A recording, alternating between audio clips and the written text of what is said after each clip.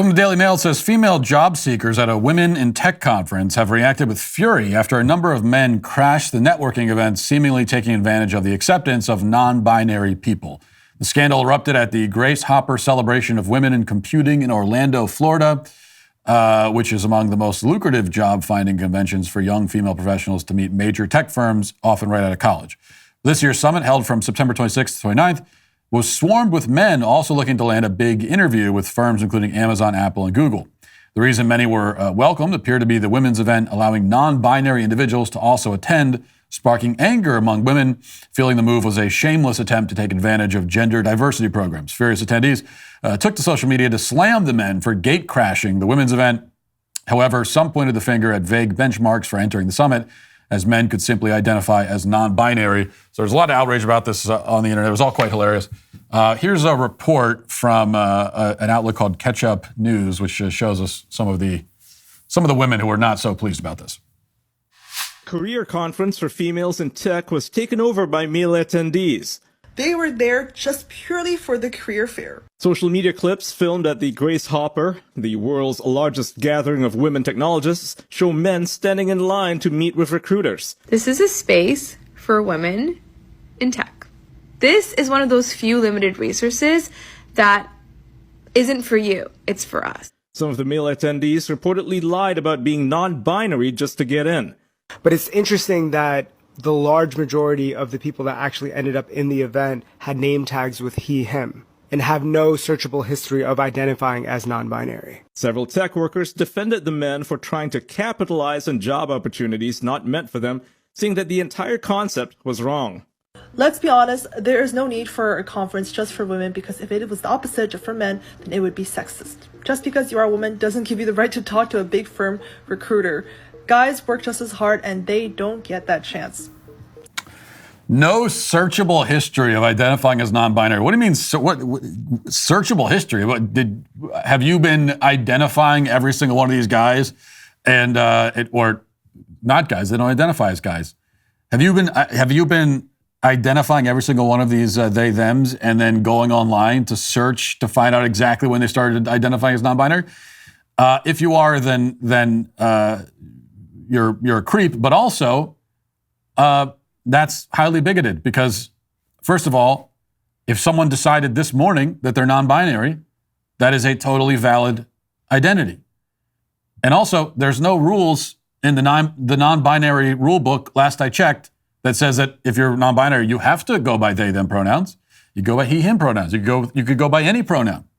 You could use no pronouns. You could make up a pronoun. These are the rules. The rules are that there are no rules. And we'll talk more about that in a second. But we should also note that I think it's the title is Chief Impact Officer, I believe. A guy named Cullen White was at the event, and he actually at some point the invasion of non-binary men got to a point where it was a real crisis at the event. So the Chief Impact Officer stood up and called out the men from the stage. Let's watch some of that. This is supposed to be a joyous event that centers around you. Yesterday, it became clear that there are a far greater number of cisgender men attending than we had anticipated. Simply put, some of you lied about your gender identity when you registered. And as evidenced by the stacks and stacks of resumes you were passing out, you did so because you thought that you could come here and take space to try to get a job. We need male allies. We need men who want to celebrate women, who want to work with and for women.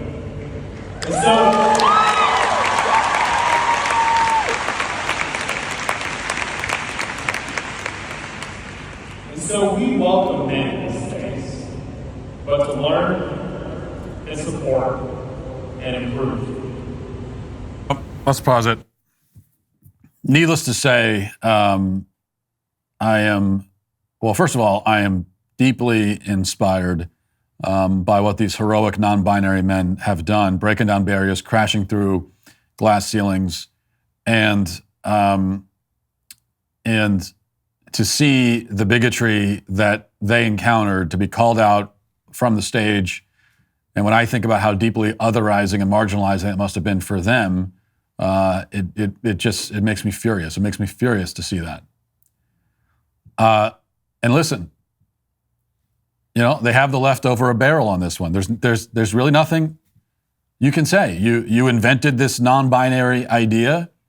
You intentionally made it incoherent, ambiguous, totally impossible to define, arbitrary. You're the ones who declared that being non-binary or being trans carries with it no standards or requirements of any kind. You certainly can't make determinations about who someone is and what their identity is just by looking at them. You said. If you say that you're non-binary, then you are, and that's it. What does it mean to be non-binary? Like, to look at someone and say, "Well, I don't think they're really non-binary." What do you mean, really non-binary? It literally is nothing. It's just a phrase that you use. That's the rule that you set up. So it makes no sense for you to sit there and say that these men aren't non-binary or aren't presenting themselves as non-binary. That's my favorite thing about this, is that they're getting blamed for not presenting. What do you mean presenting yourself? And you have no right to say that. Like, according to you, you have no right to tell anyone that they are or are not non-binary. How dare you? How dare you? I say again, how dare you marginalize these non-binary Americans who are trying to get jobs in tech? Let me ask you this. How many tech CEOs are non-binary? I mean, there's probably a lot at this point, to be fair, but not enough, not nearly enough. And so these brave souls show up to this conference, living their truth. For many of them, you know what? It probably is the first time that they live their truth openly. You couldn't find a searchable history of them being non-binary? You know what? It probably is true. All of these former men all together decided in that moment that they were going to announce themselves to the world in their true non-binary form at a career conference. Think about the courage that required. And they do that, and then this is the response they get from these bigoted liberal women. I am shocked. I am appalled. But all I could say to these men is or former men, or whatever they want to be called. You know what? Here's the thing.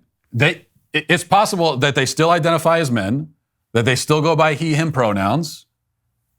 They still dress like men. Everything is the same. Like, everything is the same.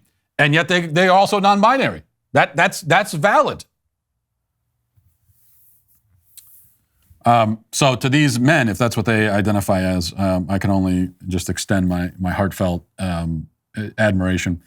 And I also very much encourage other men who randomly identify as non-binary to invade any conference, like this. Giving the left a chance to, experience the full implications of their own ideology. I think it's a good opportunity. It's an opportunity for them to experience. And you know something too? Many of these women at this conference, for the first time in years, they suddenly discovered what the word woman means. And so maybe that is the great service that these men or former men provided to these women. Just by showing up, by simply showing up, all of these liberal women in tech all together discovered what the word woman means. Very brave, very brave. If you'd like to see what else I have to say, you can access my full show by going to dailywire.com or by going to the Matt Walsh Show Twitter page. Hope to see you there. Godspeed.